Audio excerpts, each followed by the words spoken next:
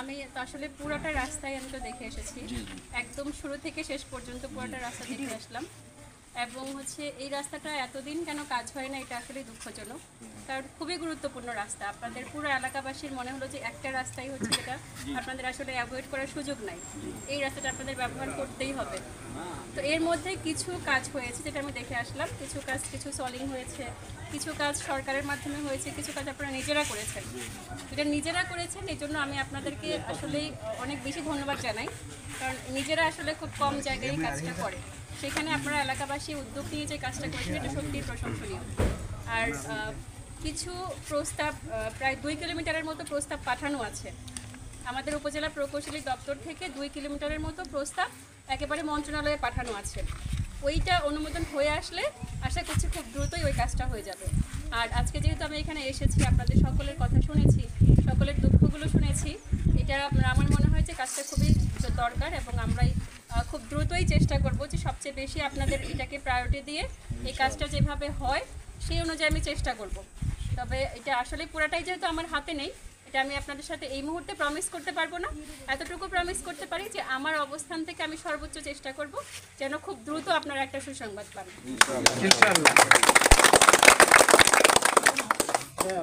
ঠিক আছে। আমাদের এই রাস্তা না হওয়ার পিছনে ব্যক্তিগতভাবে ম্যাডাম দায়ী না, কিন্তু প্রশাসনিকভাবে ম্যাডামের পদ দায়ী, প্রশাসন দায়ী। আমাদের এই যে দুর্ভোগ এতদিন আমরা পোহাইছি, এটা নিয়ে তো আমরা অভিযোগ করছি না। সামনে আমাদের কাজটা যেন সহজ হয় সেই দাবিটা আমরা করছি। দাবির মধ্যে ম্যাডামের সাথে আমাদের কোনো আপোষ নাই, বন্ধুত্ব নাই, এটা আমাদের দাবি। আমাদের 5 কিলো রাস্তা না হলে আসলে পাইকপাড়া থেকে রূপসা যাওয়া যাবে না।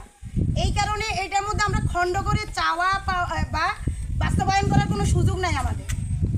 এখন ম্যাডাম কোন খাত থেকে কিভাবে করবেন এটা ম্যাডাম ঘোষণা করুন, কিন্তু আমরা 5 কিলো ছাড়া আমরা ভাবতে পারি না। আমাদের দাবি তো একটাই, আমরা 5 কিলো একসাথে চাই। এবার কোন খাত থেকে কিভাবে করবেন আমার দাবি হলো পুরো রাস্তা। কত আমার বুঝছেন, এতটুকু আপনি করেন, ইনশাআল্লাহ খায়ের নেক্সট টাইম আরেকটা করবেন। এতটুকু আমার আশা। দশের বাড়ি হলো স্কুল পার হয়ে যেখান থেকে 100 বিয়ার দিয়ে আসতে হয়েছে, খুবই গুরুত্বপূর্ণ রাস্তা।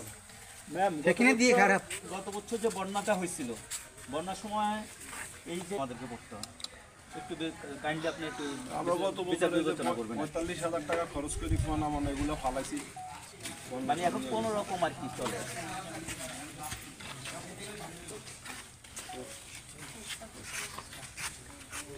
আর কেউ কিছু বলবেন? না আমি বলা কি ভাই আপনি বলেন। ভাই যেটা বলছিলেন এটা লাস্ট সবাই দোয়া করেন যেন তাড়াতাড়ি হয়। আমাদের দক্ষিণাঞ্চলে ওই যে জায়গার রাস্তা দেখেন পানি, ওই জায়গাটায় মনে হয় এই বৃষ্টি এই সামান্য বৃষ্টি পানি হেমের দিকে বেশি, আমনের কম পক্ষে আরো দক্ষিণ দিকে বেশি। আচ্ছা সেটা ইঞ্জিনিয়ার দেখে নেবে কিভাবে কি করবে, কিন্তু আমরা রাস্তা চাই না কি একটা রাস্তা চাই, কিভাবে করলে তাড়াতাড়ি হবে, কোনটা তাড়াতাড়ি দয়া হয় ওই রাস্তা আমাদেরকে ঠিক আছে, এভাবে বলতে হবে না, আমরা চেষ্টা করব। ম্যাডাম আপনার ইয়ার ভিতরে বহুত কষ্ট মানুষের, যাতায়াতের চলাফেরাটা বহুত কষ্ট। বাচ্চারা স্কুল যেতে পারতেছে না, মাদ্রাসা এটা বলার উদ্দেশ্য হলো এই গ্রামটা যখন সৃষ্টি হয়েছে, এই গ্রামটা এটা ছিল আগে সব ক্ষেত, কম করে প্রায় 200 বছর হবে।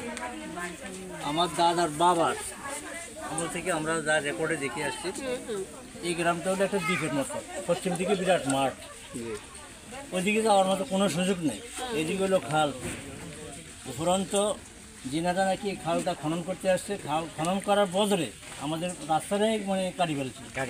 ফলে এই গ্রামবাসী এক হলো গরিব মানুষ, অশিক্ষিত মূর্খ মানুষ, তারপরও এই আমাদেরকে সহায়তা করছে, মানে লাখ লাখ টাকা দিয়েছেন। কয়েক